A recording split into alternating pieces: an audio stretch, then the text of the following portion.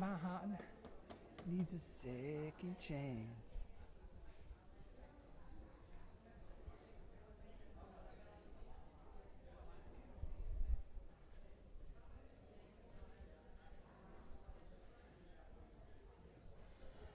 Good morning.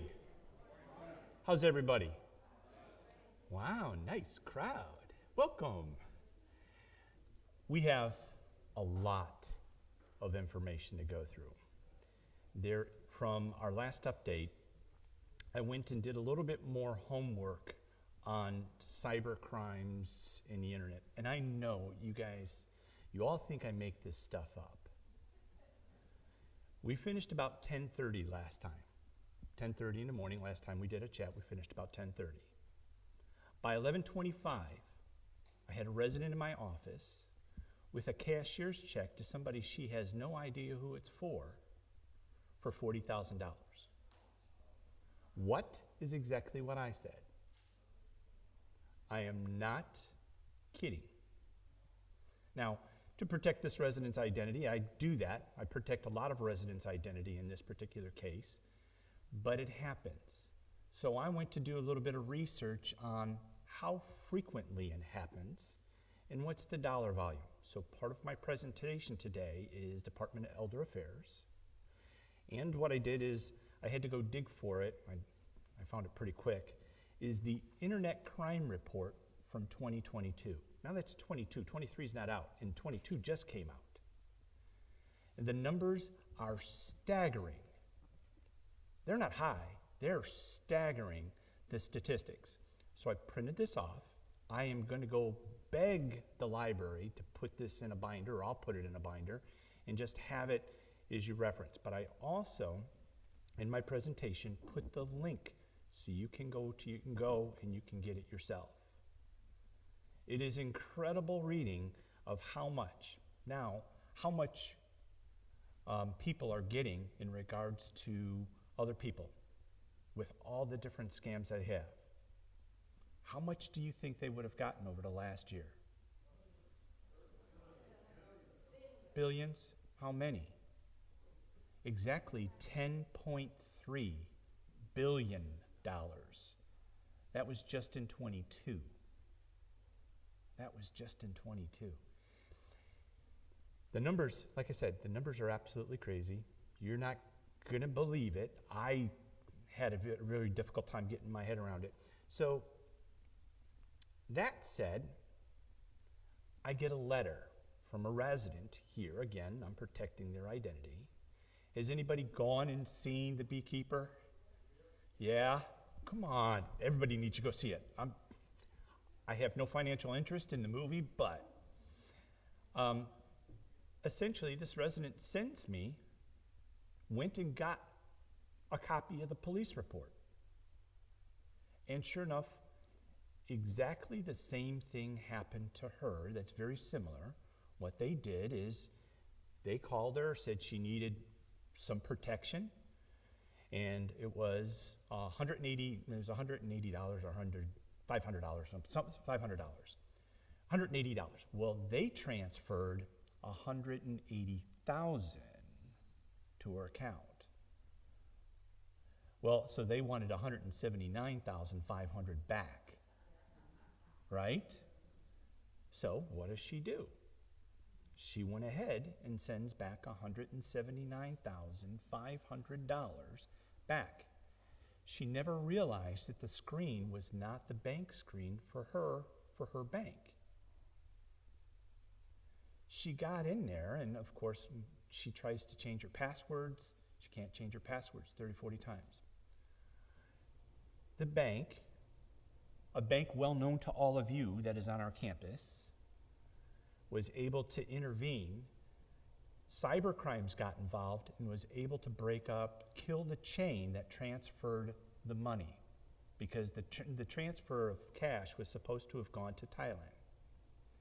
Since it made it an international crime, they were able to break the email chain so the resident didn't lose out. But when I say, and I stand up here and I tell you this, it happens, oh, it's not going to happen to me. Well, just in the last 4 weeks, I've heard about 3 other reports. Resident was kind enough to share information with me, shared the police report, all that, and actually gave me permission to share their story. And 45 minutes, 50 minutes after I did my chat, I have a resident with a cashier's check made out to somebody named Josh, who convinced her, had her tied up in all kinds of, you owe this, you owe this, you owe this. She was extremely upset. She did one thing right. She came to the office and she let us intervene. Now, that's not in the job description, but that's what we'll do. If they waited all this time for this money, they can wait another couple of hours. But that is exactly what they do. They talk and they talk. They get you upset. They get you flustered. And all of a sudden, boom, they hit you with these things. So again, I have this. I am going to bang on this until the cows come home. And I've sent the cows to Denmark, so it's going to be a while before they get home. So please, when I do this, if you know a neighbor, you know a friend, and the biggest thing is, you're embarrassed. I don't want to be embarrassed over $20,000 that I put myself in this position. Okay, fine. Come see me. I won't embarrass you.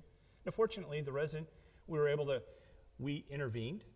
We were able to take the money. We took her back to the bank. She'd redeposited that money back in her account.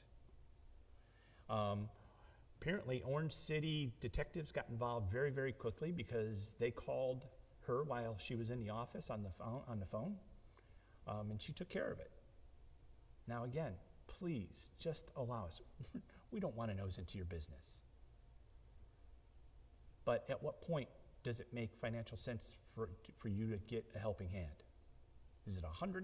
Is it $1,000? Is it $10,000? $50,000? We'll intervene at any point. We're not going to insert ourselves unless you ask. But we'll be happy to help you any way we possibly can. Fair enough? Questions? I have questions from last week that I'm going to work on. I have some answers for those, so if I don't take a lot of questions, and I know there are questions about the portal. You know, the biggest laugh came from was Shannon. Her presentation is in here. Nobody is more disappointed than we are in regards to that, and we'll get that to a second. Questions, so we're going to do that. VAL, for any residents that are new, if you're watching, we want to make sure you understand what VAL is. It's not some special, it's Village Alert Line. It's the way we send information to you in regards to the portal not working correctly, a broken water line, hurricane information, whatever information we can send out to you, we normally do the VAL. Please don't say, hey, I get too many VALs, and have us take you off the list. Don't do that. Do what I do sometimes, is just flip it over and let it go to voicemail. And I can listen to it later.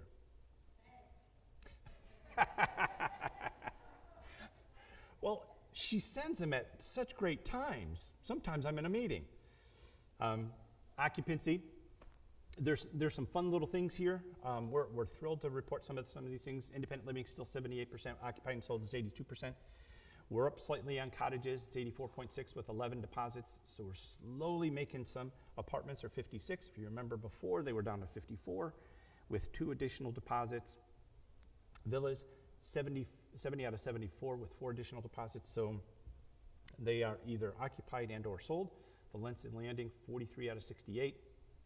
3 additional deposits. Oakview Suites, that number might be a little low, 43 out of 49, because I know at one time they were up to 45. And Majestic Oaks, 124 out of 135. Now, you're going to say, Majestic Oaks, it's a 150-bed skilled nursing facility. Joe, well, remember, part of that good news is, and I'm going to jump a couple slides, we are doing a renovation at Majestic Oaks. We're going to go through Majestic Oaks. We're going to go hall by hall, and we're going to renovate it. So we have one hall. The whole year, we will have 15 beds down at Majestic Oaks. Will we have room for you at the inn? Absolutely. You are our priority, and we will make sure that we have room for you. The very good thing about the 124 is that also is like 31 Medicare. So those are really good numbers. So we're really pleased with that. Administration, I don't know, there's not a day that Vicki does not do notary work. And so on her slide this particular month, she asked, if you need notary, please bring your witness with you. You have to bring your witness with you. Otherwise, what we do is we go to the gift shop and we beg some people, hey, can you notarize, help witness this? So if you need notary work, please reach out to Vicki. Employees obviously cannot be witnesses. It looks like we might have some financial interest in it, so we don't allow that. It's not our policy, but call Vicki for an appointment. Shredding. If you didn't know, right in the information desk area in the Commons building, there's a box. It's got a slot about this big. You slide the stuff that you need to. About every 2 weeks, company comes, takes the stuff out of there, and we shred it. Nobody has a key to it, so nobody's getting into it to get to your personal information. So if you want to put your information there, you're welcome to do so. Every 2 weeks, it's shredded. That is at no charge to you. That is something that, if you're like me, you're shredding stuff all the time. Updates in regards to your personnel file. I'm going to hit that in just a little bit of information in just a second. Then the very next slide, in regards to what are the things that we find that are missing the most. So we went through the top kind of top 10 things on administration file. It's actually 16, but in guest units, please check in with the main receptionist between 9:30 and 4:30 to inquire about reserving a guest unit. The receptionist is conducting. We ask you to wait a little bit because when she gets there, somewhere between 8:30 and 9 until 9:30, she does resident check-in. What's resident check-in? You know that little sensor, it sits in your bedroom before you hit the bathroom? That's the resident check-in. What we do is we want to know that you're up and you've gone by that sensor, and if you've gone by that sensor, you don't get a call. If you haven't gone by that sensor, we start by calling first. If you don't answer the phone, we send security to your door.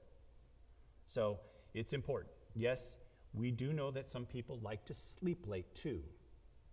So if you change your sleep habits and you decide you want to sleep till 10 or 11, that's fine. Just let us know.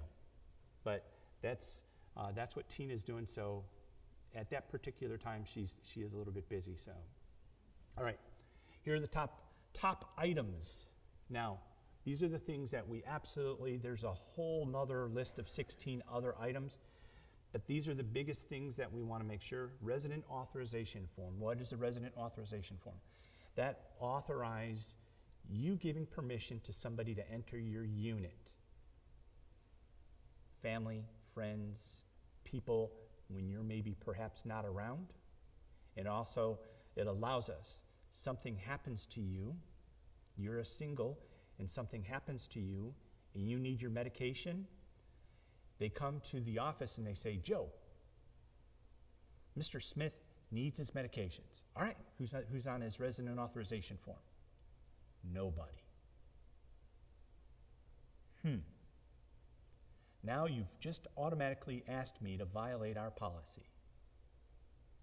Because technically, I shouldn't let him in. Because you didn't authorize anybody. So please don't put me in that pickle. A lot of times, I've even gotten calls from residents of the hospital, Joe, please let my neighbor in. They just want to grab my medicine. Things like that happen, and we understand things like that happen. On your resident authorization form, please make sure that you have somebody on there. Make sure it stays updated. It changes frequently. I'm just going to tell you, over the years, it changes frequently. Somebody else may fall out of your favor. You may not want them in your unit. Please let us know that. Resident profile, we typically have that at the beginning. Medicare A and B cards, supplemental insurance cards if you change your supplemental insurance, notice of Medicare coverage, durable power of attorney. If that changes or your power of attorney changes, please let us know, because sometimes it is focused, and you have an old one and it's focused on one particular person and that person has passed away. So that is personal responsibility to make sure that stays. Healthcare surrogate, do not resuscitate. Last will and testament and living trust. Do not resuscitate. In healthcare, we can get, if we provide resuscitation for somebody who has a DNR, do not resuscitate, and we try to resuscitate them, we can get a deficiency, and obviously we can get fined. We don't poke in on what your health conditions are. We don't track that as far as individually what that is. So if you have a DNR, please let us know that. In healthcare, it's easy for them to flag your file, and they do, so they don't do that. In independent living, we don't have that. And sometimes the nurse gets called out. She doesn't always know what she's going to be running into. If the paramedics get there before, that's fine, but please make sure if you have a DNR, make sure you let us know. Last will and testament. Trust me, I don't go read everybody's last will and testament. It goes into your file. Why is that important? Should you pass unexpectedly and you have somebody else taking care of your estate, we need to know who that person is because we need to let that person in. Now, that same person should be on your resident authorization form. Make sense? Now, but I have a durable power of attorney. No, when you pass, your durable power of attorney also expires. It just makes it easier if you look through these things, make sure you keep these things update. Everybody has the red cap. You know, that's an acronym. Resident emergency documents, that we came up with that a few years ago. Your emergency documents, should you need to go to the emergency room, those are in there. All paramedics need to do is grab that tube. We don't care if we have to replace the tube. That's fine. Or sometimes they'll just grab the sheets out of it. That's fine too. But that's why that's there. You keep it in an obvious place. Put it in your. Some people put it in the refrigerator, put it in the cabinet. Some people leave it on the counter, so it's easy to get to. Does all that make sense? Now, I'm not going to go on for another hour about this like Vicki asked me to.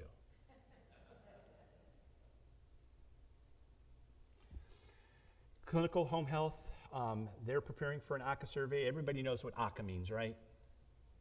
It's Agency for Healthcare Administration. Agency for Healthcare Administration, we just call it ACA. In January, they made 935 visits for home health outpatient. They had 34 physical therapy visits, 4 occupational, and 2 speech therapy clients. We talked about this before. Martha Cullen received her Type 2 National Provider Identification that allows us to bill other insurance companies.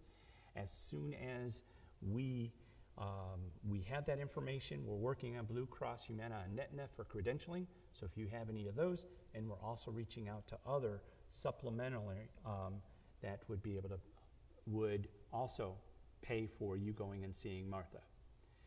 Well, also, Nicole had shared with me that some of you are receiving a bill for your flu shot and saying your supplemental insurance isn't going to pay for it. Don't sweat it. Medicare already has. So we're not going to bill you privately for the shot. Medicare has already paid for it. Not a big deal. Fair enough? So if you get it and you're worried about it, call Nicole and she'll tell you what I just told you, that we probably got paid for it. Support opportunities at JKV, Parkinson's group, grief support, caregivers, visual impairment. I'm going to go quickly because I'm 20 minutes in and I want to get to some other stuff. Diabetes support. Now, diabetes support tomorrow. Sugar-free dessert tasting. Might be a good reason to go. And then on March 13th, Advent presents a diabetes technology in the Card Lounge. Now, I can also tell you that I meet with Amanda every couple of weeks. She's working on some really nice educational programs between Halifax and Advent to present, to get education out to you on a variety of topics. And we will We'll present as we fill in those gaps for those educational opportunities. We will let you know. Sales and marketing, 7 move-ins in January. All this, the 2 sales counselors, Eddie and Liz, have completed boot camp. They did an apartment showcase, and they did get some interested people out of there. They're doing a marketing program on February 28th called Happy Retirement. Then they're doing another one on March 8th, which is Lucky to Live at John Knox Village, and it's a resident panel. I can tell you, outside potential residents love this presentation because they get to speak to you and get to hear what you have to say. And then Spring in the Spring right-sizing event is March 21st, and we have a new mover who is going to be doing those. A lot of those presentations get done at the Jacquez Clubhouse in the multi-purpose room over lunch.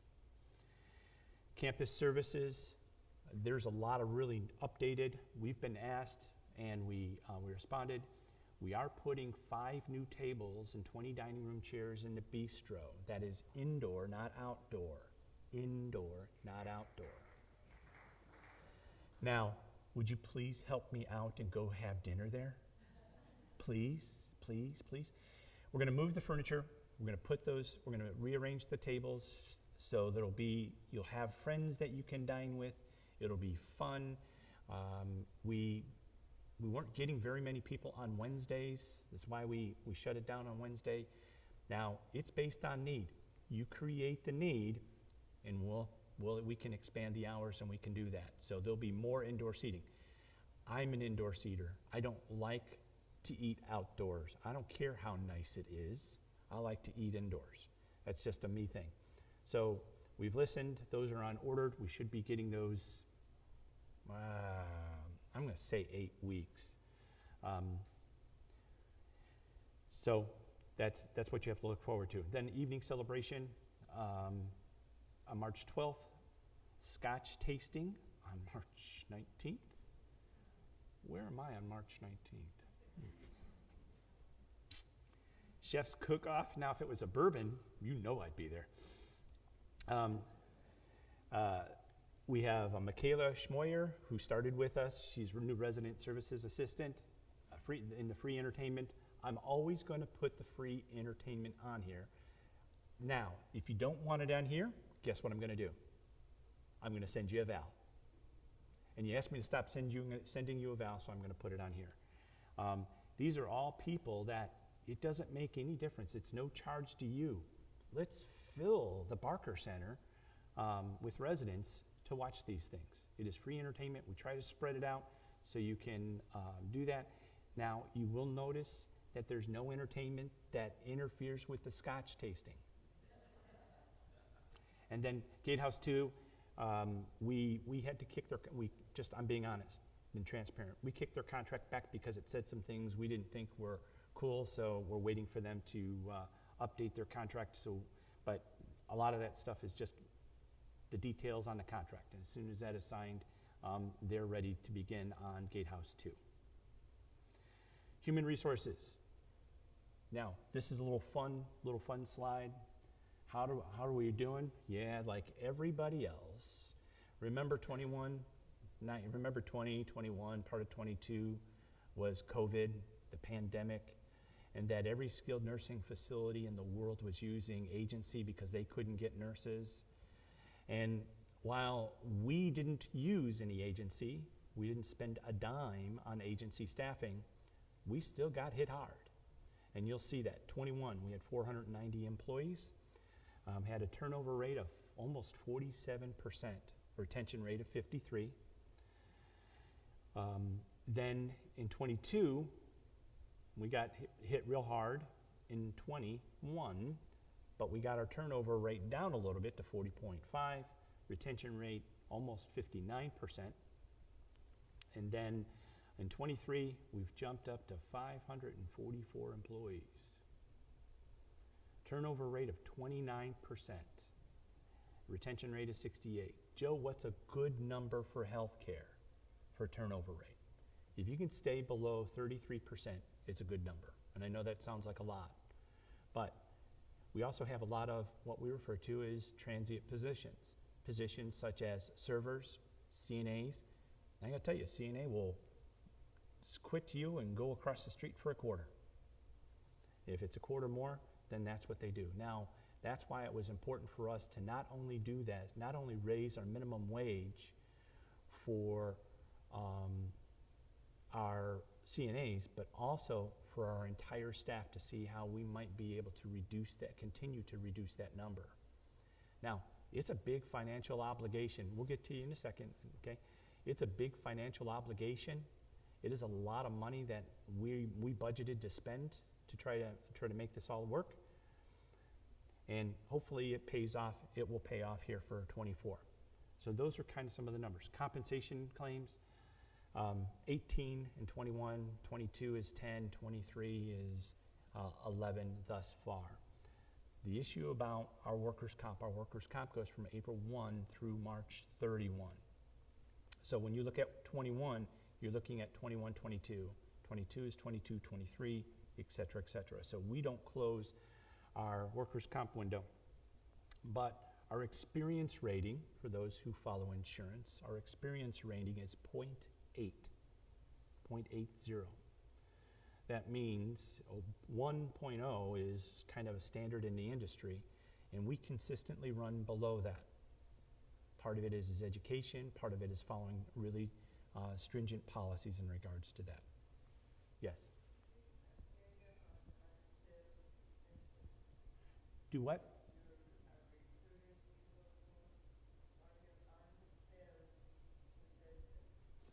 The question is are there unfilled positions? Yes, there are some unfilled positions. Now, where are those unfilled positions? Grounds are unfilled positions. Maintenance, unfilled positions. Most of everybody else is pretty full. But one of the things that we did is we took a gamble, and some positions were kind of given back, so we could go ahead and we could raise employee wages that are currently here even a little bit higher to see if we can keep them. We don't have very many. If you go to our website, or we're always recruiting for CNAs and nurses. That's a Joe philosophy. Recruit, and you recruit until I tell you to stop. The secret, I don't ever tell you to stop. Why? Because you can always, what you do is you're all familiar with the 90% rule or the 10% rule. You should be replacing 10% of your poorest performing people. Now, does everybody perform at the same level? Let's not kid each other. They don't. They don't. So, as in any other business, any other sports team, no matter what, is always looking at improving their roster. So, we are no different. We are always looking at improving our roster. We have some great performing employees. We do what we can to keep them. And then we have some employees that are here for a paycheck. Those we try to weed out when we can. Now, I won't get into it, but I think Elvira is going to do a presentation on HR, do a coffee with on HR, and she'll kind of go through some of our philosophies a little bit deeper on that. Fair enough? Healthcare. Majestic Oaks, we talked about this, implemented a Part B nursing supplier. They increased, it was $122.27, now it's $124.31. And then they're preparing for an ACA survey. I can tell you Oakview Suites, the WonderGuard system is completed for 100 Hall. They're working on 200 and 300 Hall. What's a WonderGuard system? WonderGuard systems allows us, for residents that have cognition issues, memory issues, we can now offer memory support services in assisted living. It allows us to keep them safe. They won't get out, they won't wander, and nothing drastic and nothing bad will happen. The other thing is we have discussed and we've come to a tentative understanding with a hospice company. That is, we'll share that a little bit farther down the road once we get that signed and sealed, so we're thrilled. We're really thrilled about that. We're thrilled that we have that coming up. Facility and grounds, this is just kind of the different things that they've been working on, trimming the crepe myrtles. They replaced 10,000 square feet of sod in the village. They're going to be dressing out the sidewalk along Trafford, and they're working on a number of small projects. Some of the other things, we've got a lot of capital projects that we're in the process of staging. One of the biggest projects that we're in the process of staging that just, we think we can have it next up at the start of the next quarter is the hallways for the apartments and the stairwells for the apartments. We hope to be able to have that staged, and we have a team ready to go and work on that. And then part of the grounds and maintenance restructuring is they created crew leaders. People are going to take a little bit more responsibility. And I love the way Mark phrases this. They're cleaning gutters and roofs from brown snow. Leaves. This just goes through some of the things we talked about. Gatehouse 2, TS&C is the construction company that was chosen for that. The sidewalk, Gold Eagle is just progressing extremely well on the roofs. We were thrilled with the job that they were doing. And they're over banging on Majestic Oaks roof now, trying to get that knocked out. And they should have, I'm told they should have all the residential roofs done by the end of this month. So we're looking forward to that. And then Olin is the company that will be doing the renovations at Majestic Oaks. Now, we're doing what we refer to as a patch paint and carpet. We're just going to clear out the room. We're going to change the aesthetic appeal, change the color in the rooms, resident rooms at Majestic Oaks, put down new flooring, and we're going to move down the road. We're going to do this. Still, just doing that, along with replacing furniture, is $3.5 million. Resident portal. Now, don't bang on Shannon. This is not a Shannon issue. This is not Shannon's fault. And I'm going to tell you, it is my fault. Shannon asked me last week, she asked me, should we roll the portal back? And I said no. These guys said they're professional. They said they could do it, and let's make them do it. And they have failed miserably. Even Shannon will tell you that. But it's not Shannon. Shannon threw that. She asked me, and I said no. So, guess what? If they can't get it done by the end of the day, guess what we're going to do? Now, that said, we're also looking for a new portal company. Now, the reason for all this is to enhance the administrative functions for JKey staff to make edits, enhance the loading speed, because that's one of the issues that we had talked about, updates to the dining reservation system, and just some slightly modern updates. Not it's anything big deal. I'm thinking we probably should have contracted this out to our own residents. Just a thought for the future. The portal issues, access issues by many residents. The fonts and the design do not reflect. I still can't get on the portal. Links are not migrated over correctly. Forms are not properly set up. Forms are not being sent to departments. Shannon, Scott, and Candace have been in touch with Vibrant since last week, every day, multiple times during the day, giving them an opportunity.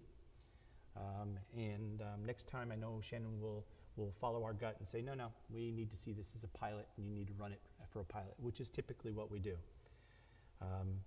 Maybe this is not there. Sometimes I wonder, and I'm thinking out loud, so just indulge me for 30 seconds. I wonder if some businesses, some of these tech people, go ahead and start these portal companies or start this business, get it up and running, hoping that somebody else comes and buys it. Because that kind of seems to be the gist. And I'm kind of wondering if this is, and now it's getting to be where it's boring for them, and they're just not. I'm not calling them out. I'm just thinking out loud. So, housekeeping. Call extension, either send an email to housekeeping@johnknox.com, housekeeping@johnknox.com, or call extension 3100. Guess what next? Guess what's next? Maintenance. Yes, sir. Well, I'm going to get to that. I'll get to that. Extension 3010 or facilities dispatch for maintenance at johnknox.com. I'm not going to give you all the other stuff I've been given to go ahead and reset your browser and find the old and migrate back to the old. I'm not going to give you all that because that just gets even more confusing. If need to submit a plan for a leave of absence, send it to the reception at johnknox.com. That goes right to Tina. If it's security, you know you can always dial 0 and you can get security, or send an email to security at johnknox.com. And the same thing, I would suggest just if for transportation, 3,400 for out of village, 5,000 for intra village. It doesn't make any difference. Just tell them what you want to do. Just call one of the numbers and get those taken care of. Now, how are we going to fix that? Jen and I spoke briefly this morning. She's kind of given them to the end of the day to see where they're at. If not, then we're going to ask them to migrate it and go backwards. So that should take, but remember, it's going to take you back to, and potentially take you back to, some of the same problems that you already had. Okay? So that's how we're going to fix it in the interim, in the short term. The long term is we have other ideas. Shannon has explored some technological advances that have occurred, and one of them being is we can stream JKV television on our own portal. Now, do we have the equipment to do that? We don't think we would do. Are we willing to get the equipment to do that? We would be. Why? Because we have some of our family here at John Knox don't have Centrix. Some of them have Spectrum, or have maybe even somebody else. And what we do is, if we stream it to our portal, anybody and everybody within the village could get it. But that's technology that we don't have in place right now, and that's technology, some of the technology that we're looking for. Now, I know Shannon works with a resident group in regards to this portal to go through the selection process on getting a new portal. When we selected this portal company, we didn't just take a coin, flip it in the air, and call it when it landed. We got a lot of resident input. We do that with these types of decisions that affect you in a bigger way. So, all that being said, short term, they don't get it fixed by the end of the day, we're going to revert back. But remember, you're going to have the same issue. You may have the same issues and the same problems you had before. Long term, if they can't get us something that we believe is really going to be able to move us forward, we're looking, and Shannon has already spoken to a few different companies in regards to taking over our portal. And what would that look like? So I know she'll be in charge, she'll be in contact with the resident group that works on that. Fair enough? Okay. This is just, I'm going to go through this relatively quickly because this we could actually spend hours on, and I don't want to bore you. And I can give you the Cliff Notes version. When in doubt, come see me. That's the Cliff Notes version. Don't get yourself involved. Always guard your personal information. Don't offer information to somebody who calls you directly, even if they say they're from a reputable company. Vicki shared a story with me this morning that she just heard this, that there was a woman, somebody used AI to mimic Elon Musk's voice. I hope I'm not starting a rumor, but this is what was shared. And told the woman, essentially convinced this woman to invest in Elon Musk, and I can only presume, I don't know, can't presume it's SpaceX or Tesla, but to invest in that. And she got scammed for her entire life savings of $600,000. See somebody shaking their head, so they may have heard that same story. So it's not a rumor. Thank you, Vicki. Thanks for not hanging me out to dry. It happens. And I can tell you, with all the technology that's out there, it is crazy. It is absolutely crazy. Now, if you want to get a head start on that, and you want to learn about a lot of different things, let us know, because I think I'm going to have Scott do a little presentation on technology and that, and things that if you are interested, if you don't know where the button is on a laptop, you're probably not interested. The on button is for a laptop, you're probably not interested. But if you do and you like to get into that stuff, there's a lot of different things that we can do, and I'll have Scott do a presentation for you. This is a big key. Don't act immediately. Don't act immediately. In the the last situation, they got this resident talked up into a frenzy. She was upset. She was nervous, and she just didn't like this and didn't like the way personally this guy had spoken to her. Scammers may pressure you to pay them quickly and have a demanding tone. Take a moment to verify who they are and think about what they're asking for. Use caution when sending money. I'm just going to flat out tell you, if you don't know them personally, don't send them money. Have them send you to collections. Always verify that the receiver is before sending money. Scammers could tell you to pay in ways that may not be able to get to your money back. We talked about our own resident that went and put money into a Bitcoin machine. That ain't coming back. That ain't coming back. Wire transfers, gift cards, wire transfers is very popular, and they're even getting a little bit more sophisticated where they're now on they're in the States because they can get that money transfer quicker. And check your bank accounts regularly for unauthorized charges on credit and on credit reports and bank statements. Big thing to know on this is I put Elder Affairs Florida. They have a elder helpline and then an elder abuse prevention, and you can go to that website. That is the website where I got my information from, and it is Florida Elder Affairs, Florida Department of Elder Affairs. Never click on attachments. You should probably have a spam, and I know it's kind of easy. You know, you see this, it's interesting, what is it? And then you click on it. If you don't know, don't.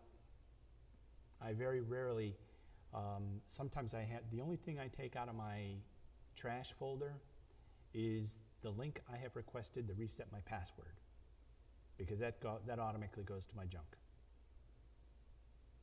Now, how often are seniors targeted? Reports show more than 3.5 victims of fraud. Now, these are just seniors. That's not the rest of the world. That's just seniors.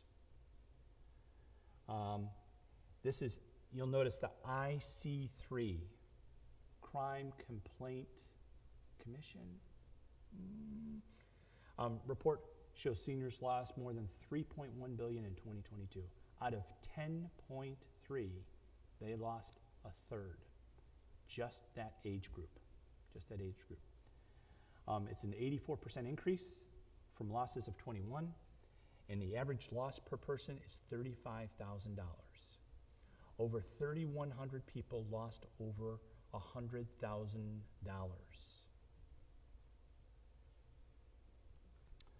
Why are they targets?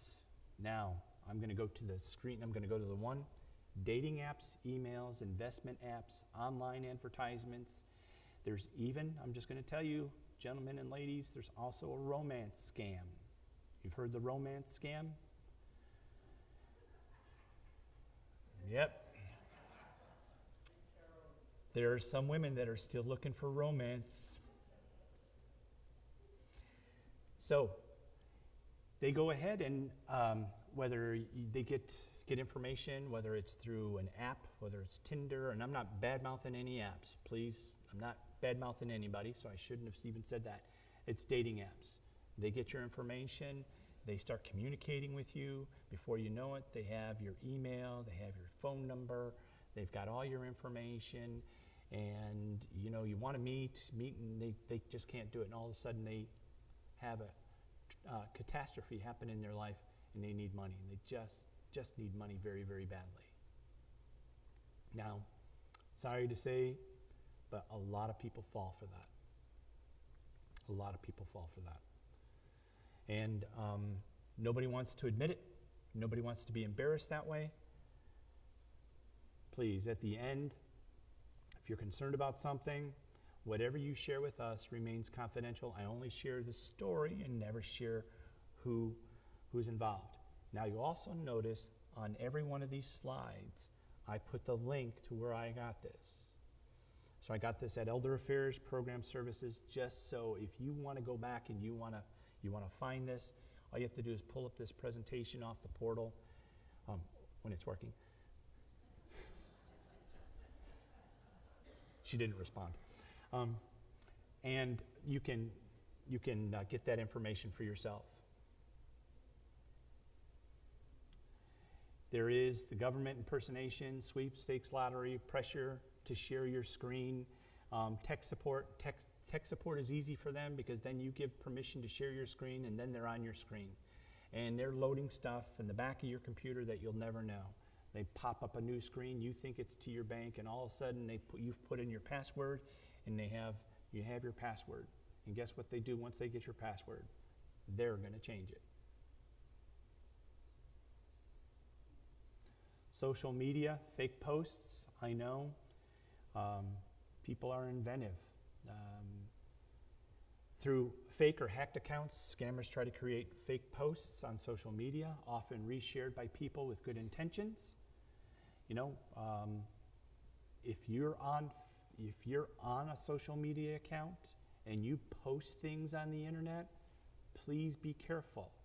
One of the big things that people don't think about is, oh, I got a picture of my car. Well, then it shows your license plate. I got a picture of my house, which shows my address.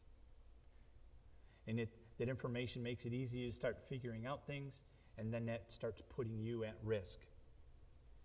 Investment schemes, we just talked about that one.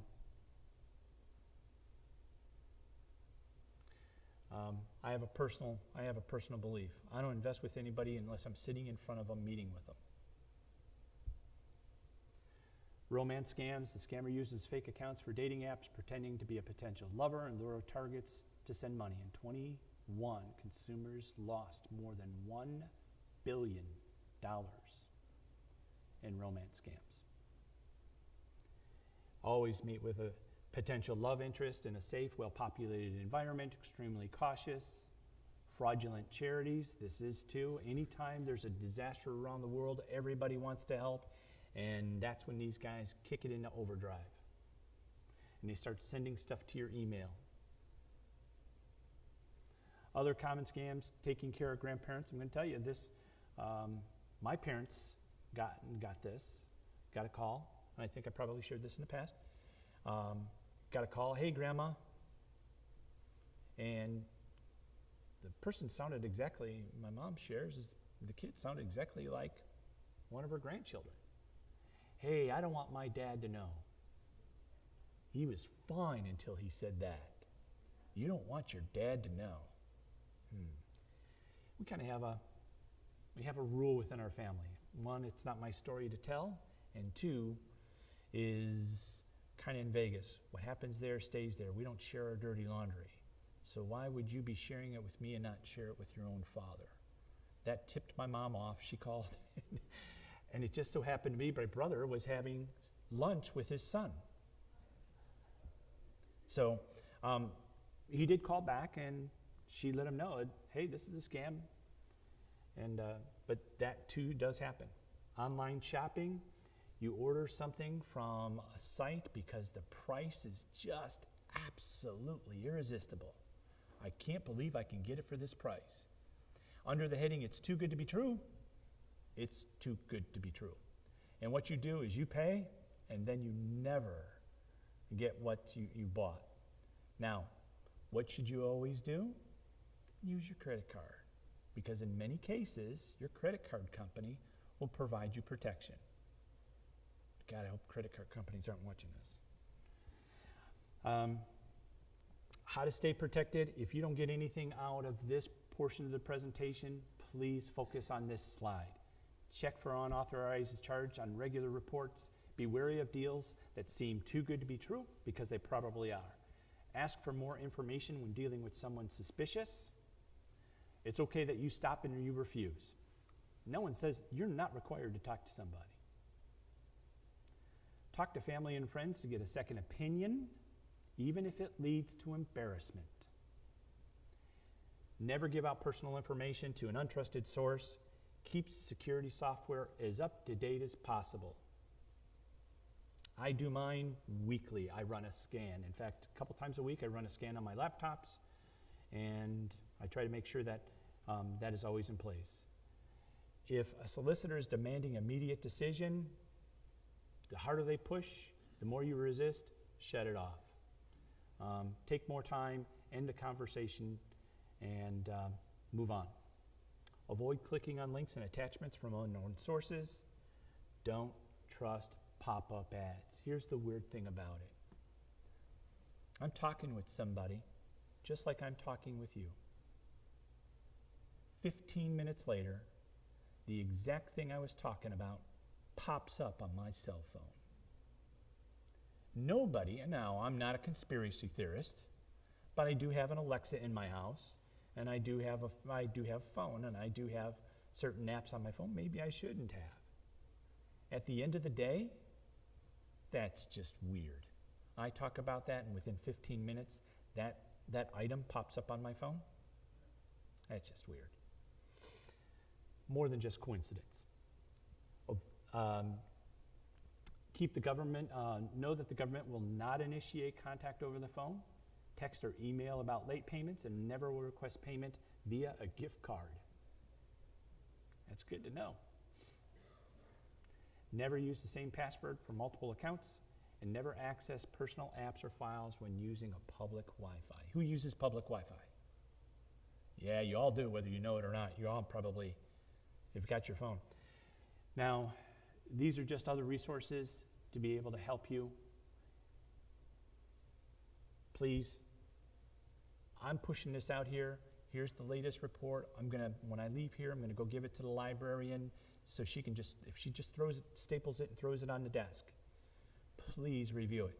You can go and you can hit the link in here to get the 2022, and it is the internet. I want to make sure I get the right Internet Crime Complaint Center. I'm sorry. So that's why it says IC3, Internet Crime Complaint Center. Pretty inventive. One more fun little tidbit. The group they have working for the government is called RAT. I thought that was kind of cute. And there is the 22 report link. So if you don't know where to go to get it, it's right there. And it's a government report. It's part of, I believe it's the division or an arm of the FBI. That, okay. You want to take a picture of it? Mm-hmm. Illness protocols, those are still in effect. Please, please, please, please, let's keep everybody safe. We're coming through February, coming through the tough time. Safety protocol. We just talked about internet safety. Let's talk about your personal safety. We're moving, as you know, we're moving Gatehouse 2. That is 2 to protect your safety. Our intent is when we move from Gatehouse, when we move and put Gatehouse 2 back in full service, we will also we will be staffing Gatehouse 3, which is Holly Branch, 24/7. We're doing everything we can to kind of beef up security around. If you see something, say something. Even if it just seems really, really weird. I found it really weird that kids are walking across our property with fishing poles, and all of a sudden it gets reported. But it's happened a few times. No, first time you see it, tell us. If it's suspicious, tell us. The kids weren't happy, and I don't think they'll be back. Questions, and these are the questions that I had from last month. Elevators in the apartments are not flush, and the floors causing tripping hazard in Audubon and Citrus. We've gone back and we've looked at this. We've called the company out. There are tolerances for elevator stopping. Now, is it going to stay within that tolerance 100% of the time? Probably not. If it happens, all we can do is let us know about it and make sure you step over the threshold. Don't drag your foot over the threshold between the elevator and the floor, because then I can guarantee you're going to trip. We checked them. They all looked fine when we checked them. We had the company come out. They say they're within tolerances. There was one that stopped a little off one time, so he made a slight adjustment. But the elevators, from what we've seen, are good. Would like Vespers uploaded to JKV. Now, I did get an email on this, and it was, I promised. I promised. You can go back to my last chat at 44 minutes and 29 seconds is when the question is asked. I did not promise. But let me say, sometimes my mouth gets bigger than my brain and bigger than my heart, and my heart is just kind of drives me on something, so I always try to find a way to say yes if we can do something. As we went back and we looked at uploading Vespers to YouTube, it causes a number of issues with us, and particularly YouTube. Even though we have license rights to play music, that is to play music within events or programs that we have on campus, we pay a fee for that license. We also pay the motion picture industry a fee to be able to show those movies to you. Does that make sense? Once we go ahead and we use music in Vespers and we post that to YouTube, YouTube is not going to look kindly on that. And they're going to shut our channel down. Because they're going to say that regardless of what we can show them, they're going to say it's music infringement, and they're not going to be happy. Now, this is Joe's personal opinion. I'm not infringing on anybody. I'm not telling people how to live their life. I did the presentation on the resident satisfaction survey. If I left anybody believing that I'm telling you how to live your life, please, I apologize, sincerely apologize. I'm not telling anybody how to live their life. We spend a lot of money presenting a lot of opportunities for you to enhance your lifestyle. That's why we're here. And part of that enhancing your lifestyle, we want to make sure that you understand and you know what's available to you.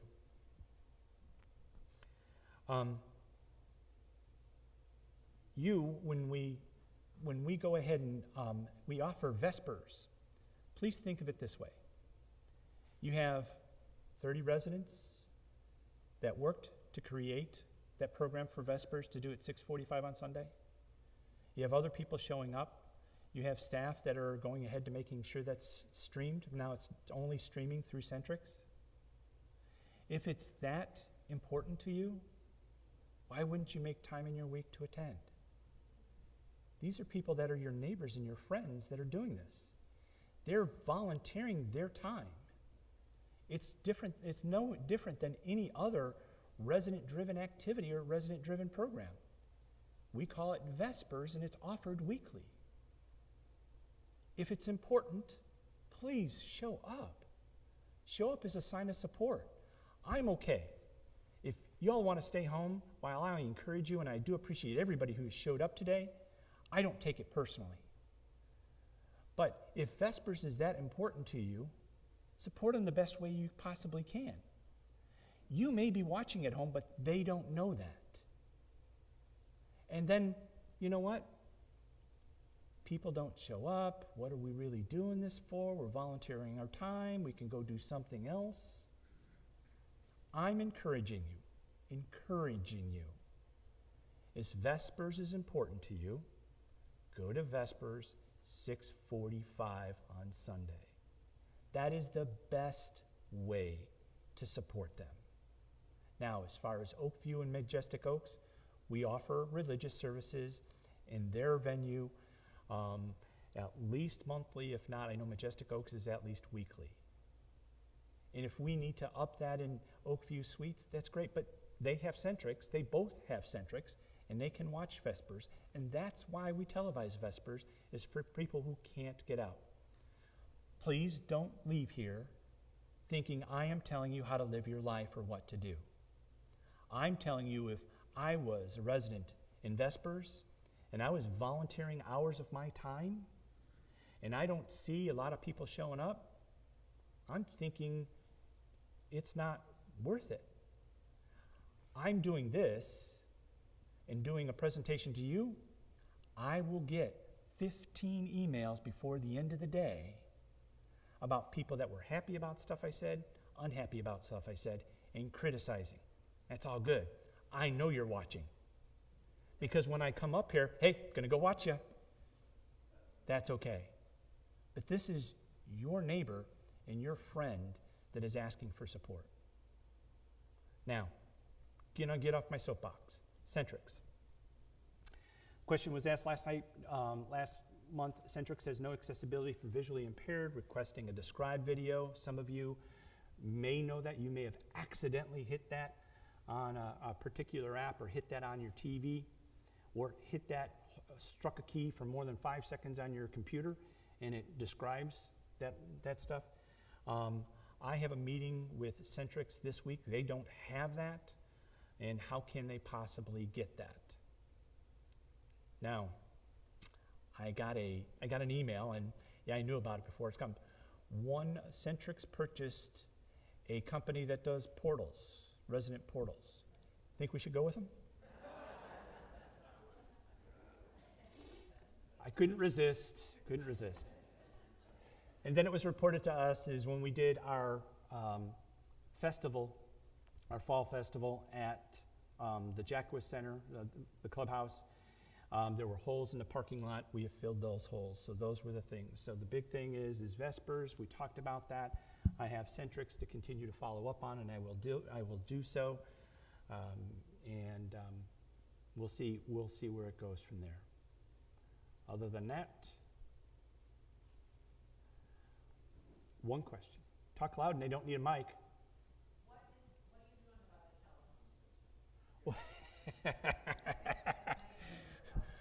telephone system? It is just a small explosive device that I'm going to use. I think I may have shared this in a couple of different venues. We've talked to a couple of different companies. Companies want the all or nothing thing. They want all our service, or they want really none of it. They don't want to get into it. Centrix has proven beyond a shadow of a doubt that they can't do phone service. Okay? And our meeting this week is what are you going to do, or what are you going to provide for us? And if not, then that's important. We want to look at our contract to see where we go from here. We have offered. I am told we are piloting a couple of things. And I hope I got this right. If I'm not, Mark will correct me. He'll be mad at me, but he'll correct me. The old modem, the Grandstream modem, if that gets connected with the internet on a separate circuit, it's supposed to work very, very well with voice over an internet protocol. Now, it needs to be plugged in, but it works well. We're going to see. There are a couple people that we're trying it with to see if that works. I don't have a report on is anybody who has gone to Axe Voice or gone to Vonage or used anything. Some people have turned it down, said they don't want to do it.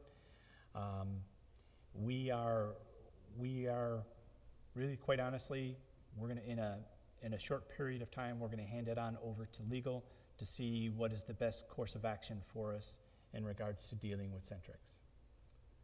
And I say that because you have been far more patient, and I know that little blurb during the Super Bowl where somebody's Spectrum had a little blurb. Now, we're all going to disagree about how long that blurb was. It was different for different people. Some people say they missed the last portion of the fourth quarter, but it came back on for the overtime. So there you go. Not that I'm promoting Centrix and faulting Spectrum, but everybody's trying to experiment with technology to make it better. And I think the next time we jump into any technology, we need to make sure that we vet it much better. Now, would we have guessed and we would have known? No, I keep going back after I beat myself up about this. But right now, I think our best course is to, let's see what we can do to get out to see what we might be able to do differently. Now, that is one solution, but we're exploring everything on the table instead of just a handful of issues.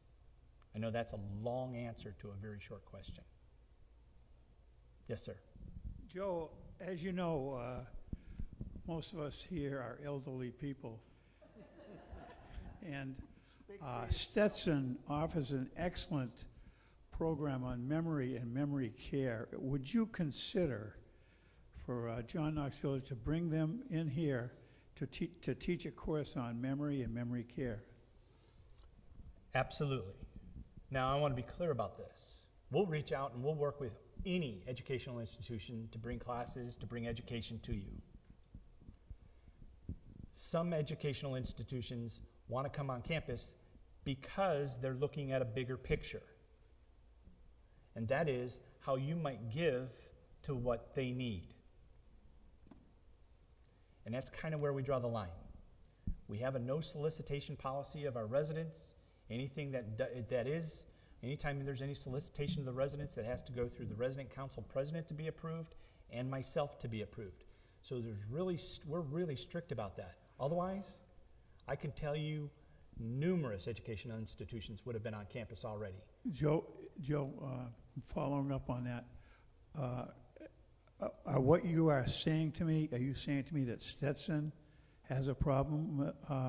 They want us to give them something back? Is that what you're saying to me?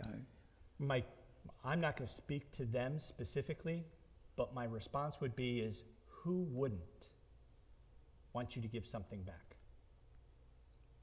And we could talk offline if you want to know more.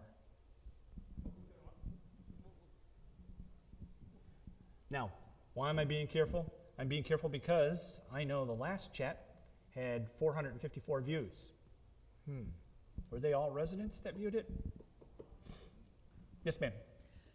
May I make a suggestion that when security makes their rounds in the evening, that they make a note of all the lights at facilities that are not on, that should be on? The outside of the Valencia, there's lights out that's been out for a while, and there were some flickering lights down along a couple of the other roads. Okay, yep. Joy just wrote it down for me. Over on Holly Branch, there's been some barricades or sawhorses set up on the sidewalks. Do you know when those are coming down? I don't. Barricades, SARS. No, but I'll know. We'll deal with it, or have a reason in the next little bit, next hour. All right? I appreciate the time that you give me to come and attend this. I know it's important to me. I am thrilled to see as many of you show up. That pleases me. So until next month, and remember, St. Patty's Day is next month. So have a great one, and we'll talk to you soon. Thanks.